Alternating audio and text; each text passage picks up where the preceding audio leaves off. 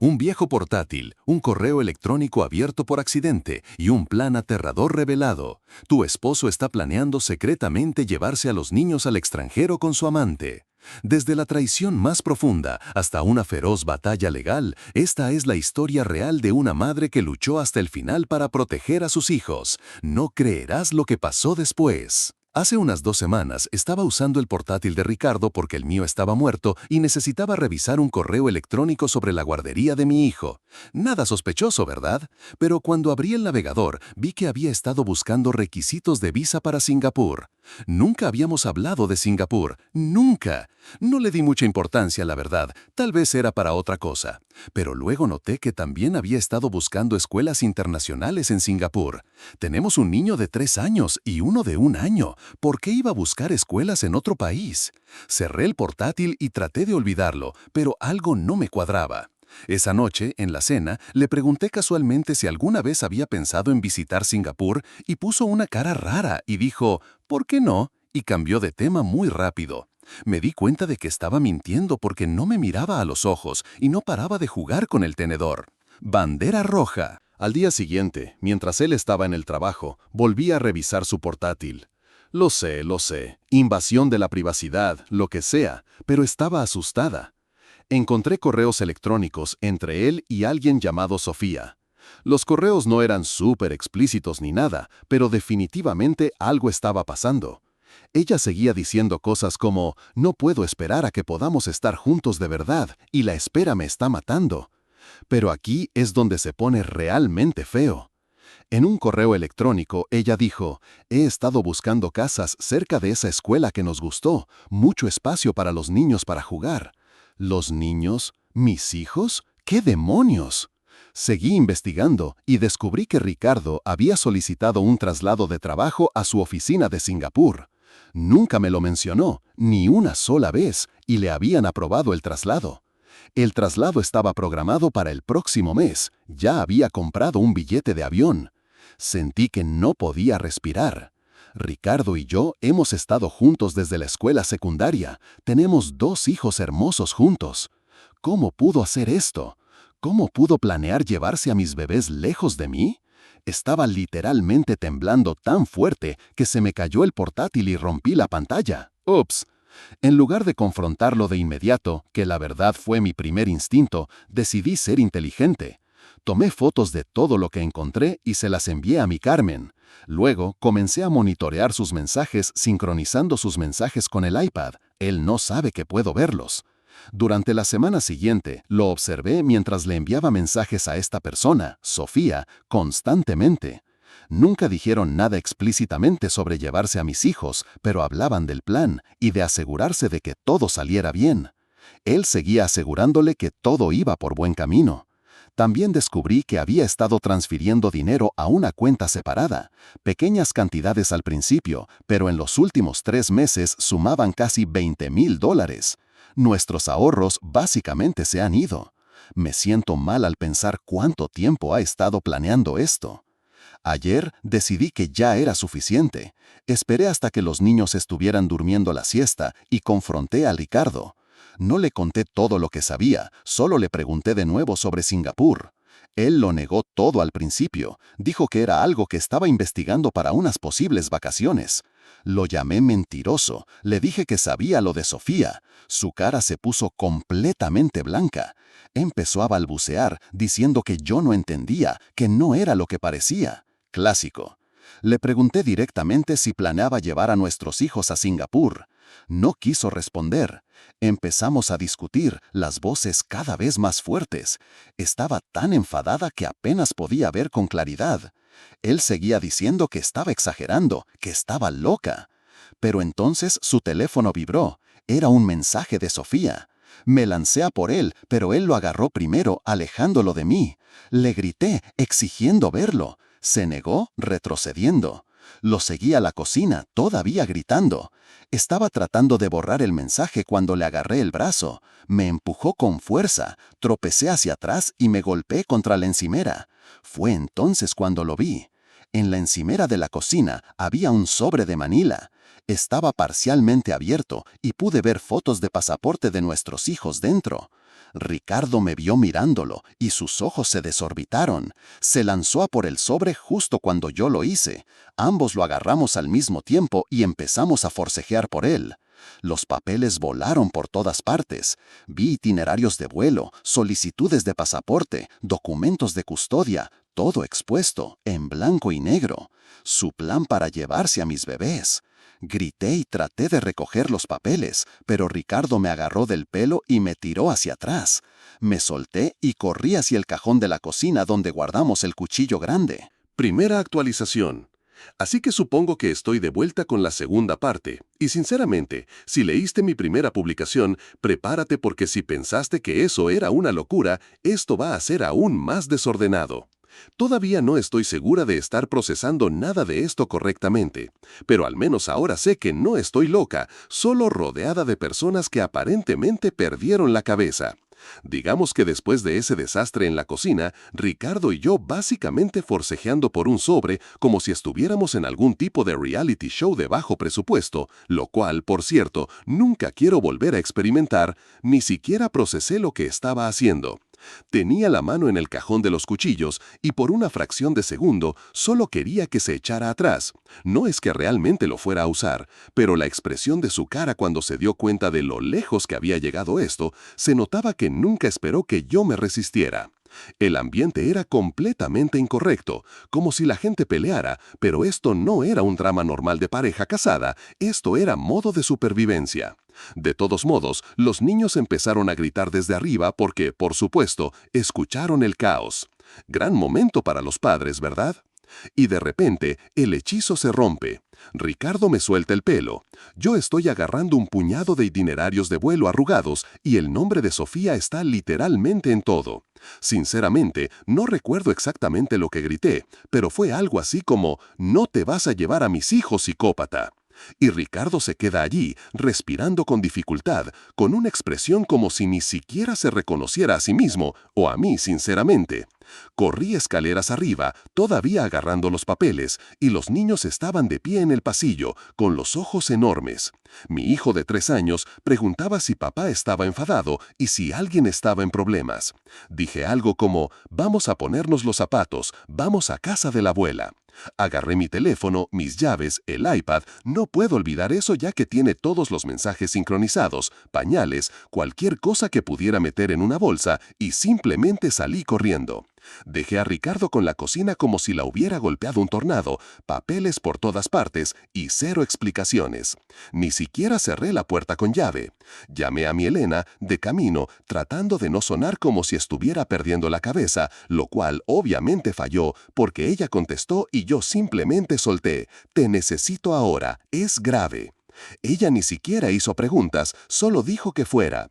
Y juro que si pudiera embotellar un momento de mi vida y reproducirlo, sería escuchar a mi Elena entrar en modo osa protectora.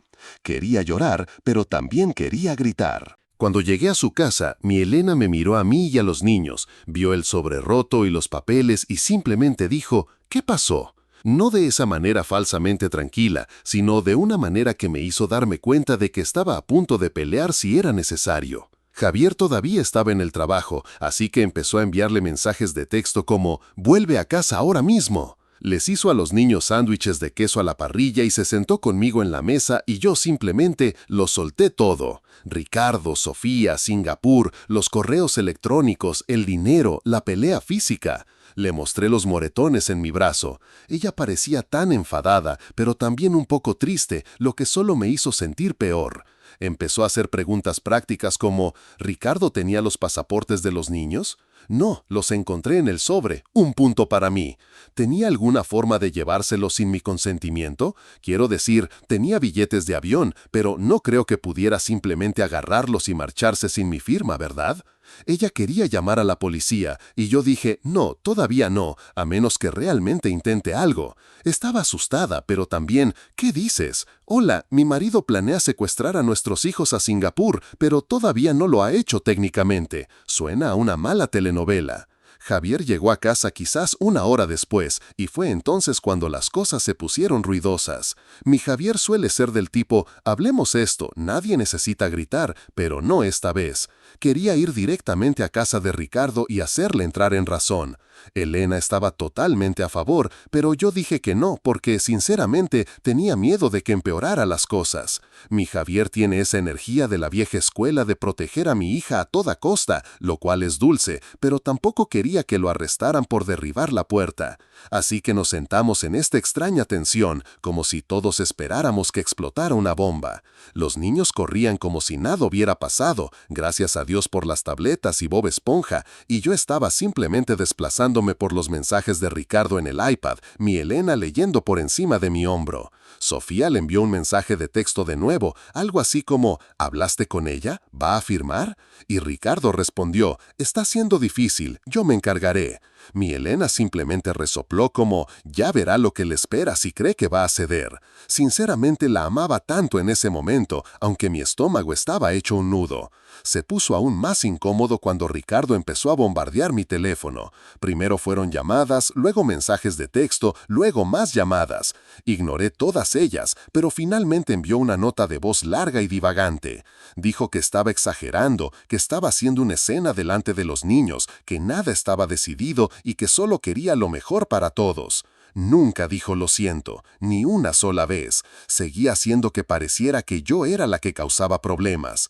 Mi Elena quería llamarlo y regañarlo, pero yo dije que no porque quería controlar la historia. Quería ver qué haría a continuación. Quizás eso fue estúpido, pero estaba harta de ser la que reaccionaba. Quería ser la que actuaba por una vez. Javier, mientras tanto, estaba en su propia misión. Empezó a llamar a su amigo que sabe de derecho de familia, un clásico movimiento de papá, haciendo contactos cuando yo me estoy desmoronando. Y él estaba en plan, necesitamos hablar con alguien que entienda esto, porque si Ricardo intenta algo, necesitamos estar preparados.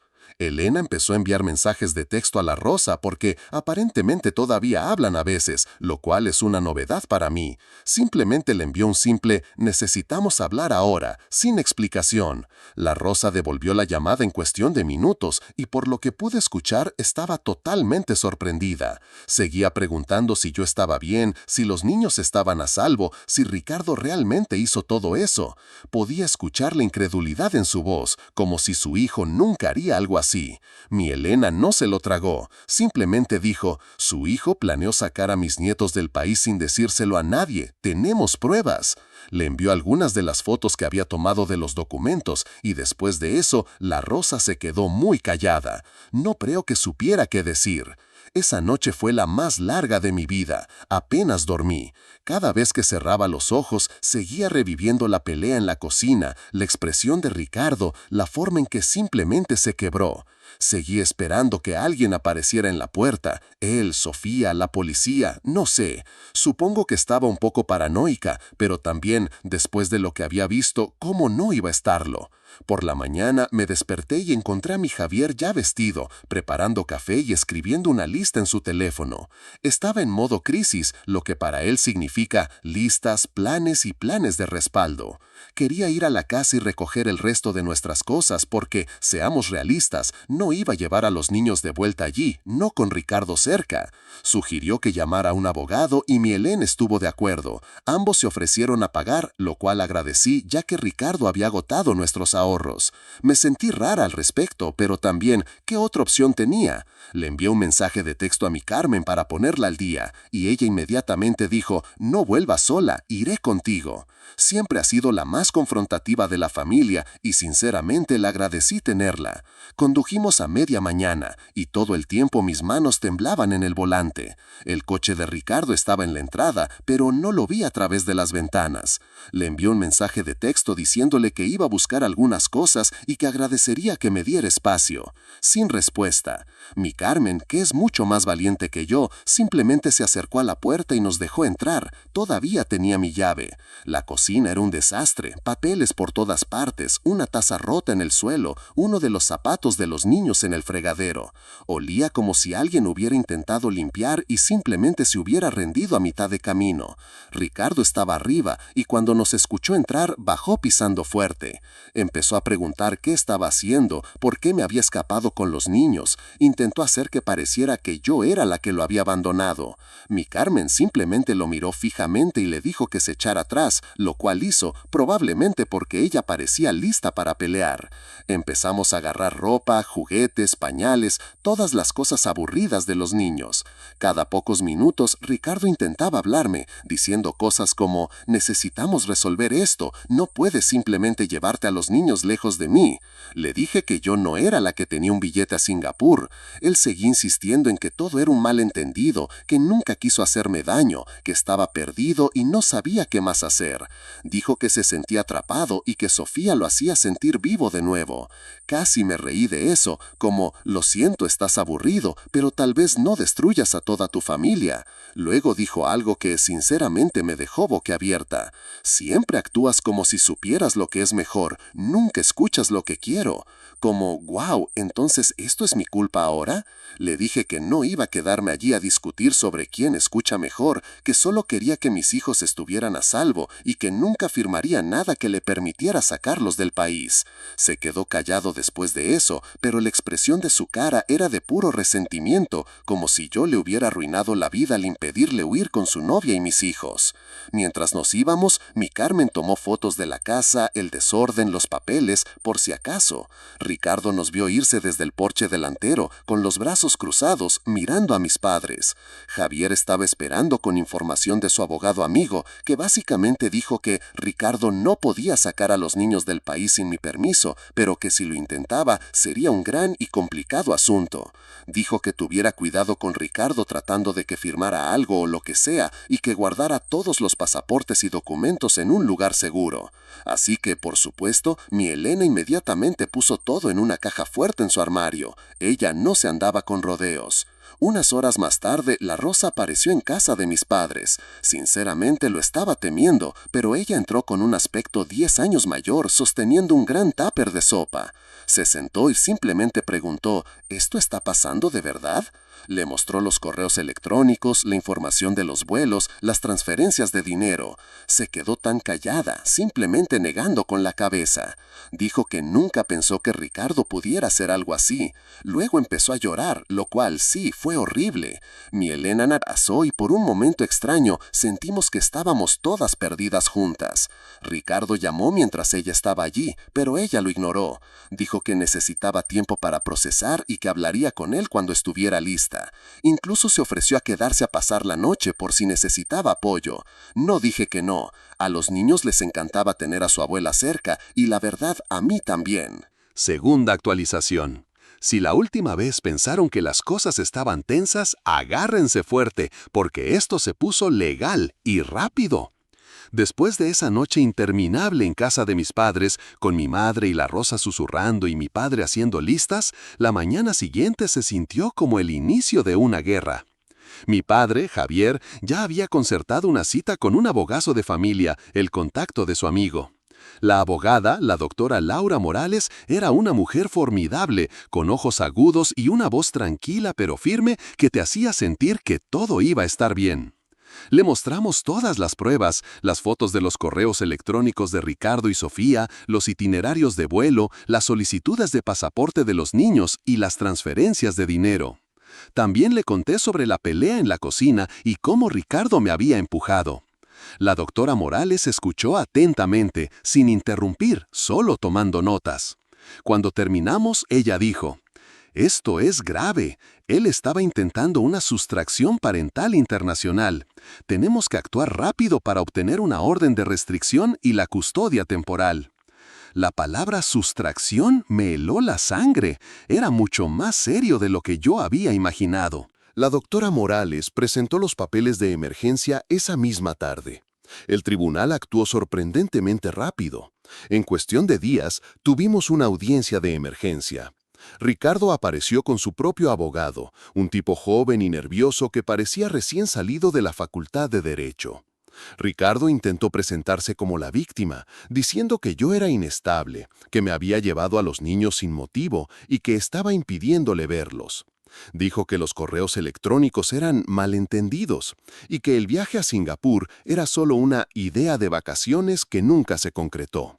Se atrevió a decir que yo había fabricado las fotos de los documentos. Mi sangre hirvió. Pero la doctora Morales fue brillante. Presentó las pruebas de manera impecable, mostrando la cronología de los correos electrónicos, las fechas de los billetes de avión que coincidían con el traslado de trabajo y las transferencias de dinero que vaciaron nuestras cuentas. Cuando le preguntó a Ricardo por qué había solicitado pasaportes para los niños sin mi conocimiento, él balbuceó y no pudo dar una respuesta coherente. El juez, un hombre mayor con una expresión severa, escuchó todo con atención. Al final de la audiencia, emitió una orden de restricción temporal contra Ricardo, prohibiéndole acercarse a mí o a los niños, y me otorgó la custodia temporal exclusiva. También ordenó que los pasaportes de los niños fueran entregados al tribunal. Fue un alivio tan grande que casi me desmayo allí mismo. Ricardo estaba furioso. Lo vi gritarle a su abogado en el pasillo, con la cara roja. Los días siguientes fueron una mezcla de alivio y agotamiento. Los niños, benditos sean, parecían adaptarse bien a la casa de mis padres. Mateo, 3 años, seguía preguntando por papá a veces, y yo le decía que papá estaba trabajando lejos y que lo vería pronto, lo cual era una mentira piadosa, pero no sabía qué más decir. Lucía, 1 año, era demasiado pequeña para entender. Mi madre, Elena, fue mi roca, ayudándome con los niños y asegurándose de que comiera y durmiera. Mi padre, Javier, se encargó de las finanzas y de hablar con la abogada. La Rosa, la madre de Ricardo, seguía viniendo a visitarnos. Estaba devastada por lo que su hijo había hecho y se sentía culpable. Ella incluso se ofreció a testificar a mi favor si era necesario, lo cual me sorprendió mucho. Ricardo no se dio por vencido. Empezó a enviarme mensajes de texto a través de números desconocidos, suplicando, luego amenazando. Dijo que me haría la vida imposible, que lucharía por la custodia total y que yo me arrepentiría. Incluso intentó aparecer en la escuela de Mateo, pero la doctora Morales ya había notificado a la escuela sobre la orden de restricción, y lo rechazaron. Cada vez que recibía un mensaje o escuchaba un rumor de que había intentado algo, mi corazón se aceleraba. La doctora Morales me aconsejó que no respondiera y que guardara todos los mensajes como prueba. Un día recibí un correo electrónico de Sofía. Decía que lo sentía mucho, que no sabía que Ricardo tenía hijos, que él le había dicho que estaba divorciado y que ella era una víctima tanto como yo. No sé si creerle, pero el correo sonaba sincero. Dijo que había terminado con Ricardo y que se iba de la ciudad. No respondí. Sinceramente, no tenía energía para ella. El juicio de divorcio y custodia se avecinaba. La doctora Morales me dijo que teníamos un caso sólido, pero que Ricardo probablemente intentaría arrastrarlo todo lo posible. Me preparé para la batalla de mi vida. Sabía que sería agotador, emocionalmente agotador, pero también sabía que no había nada más importante que la seguridad y el bienestar de mis hijos. Esta no era solo una pelea por la custodia, era una pelea por su futuro. Tercera actualización. El juicio de divorcio y custodia fue exactamente como la doctora Morales había predicho: largo, agotador y lleno de drama. Ricardo y su abogado intentaron de todo para desacreditarme, pintándome como una esposa celosa y vengativa que estaba inventando historias. Sacaron a relucir mi arrebato en la cocina, tratando de usarlo como prueba de mi inestabilidad. Pero la doctora Morales estaba a un paso por delante. Presentó el iPad con todos los mensajes sincronizados entre Ricardo y Sofía, mostrando la planificación meticulosa del secuestro.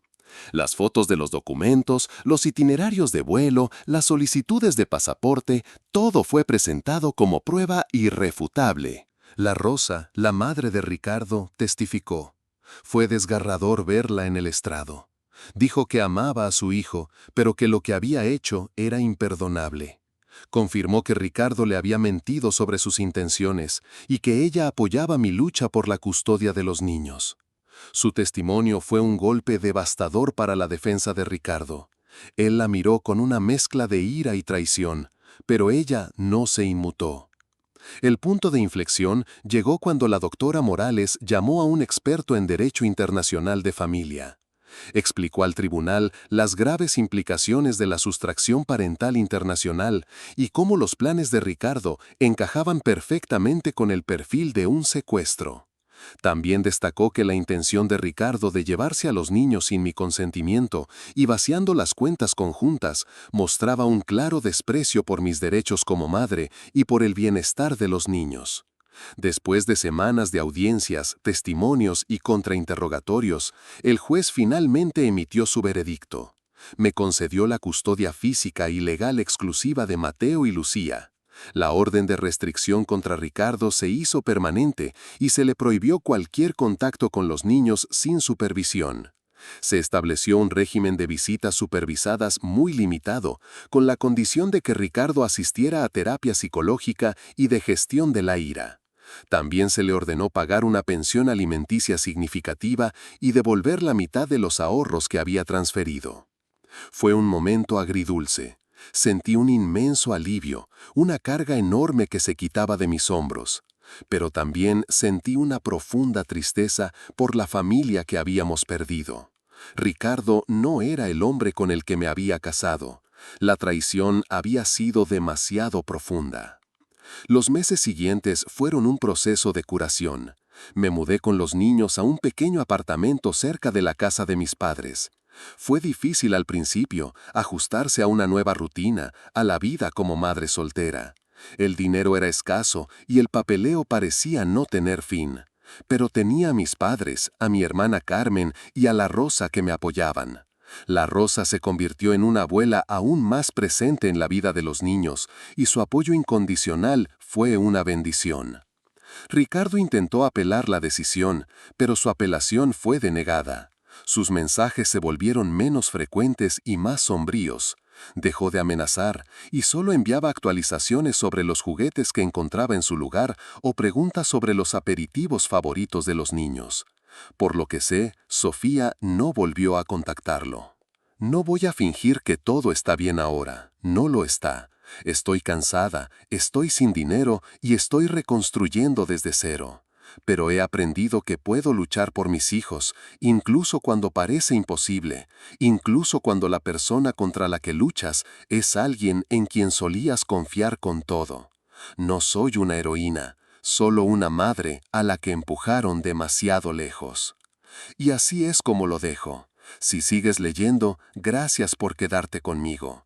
La vida en la frontera sigue siendo un lugar difícil, lleno de peligros y desafíos que me pondrán a prueba todos los días.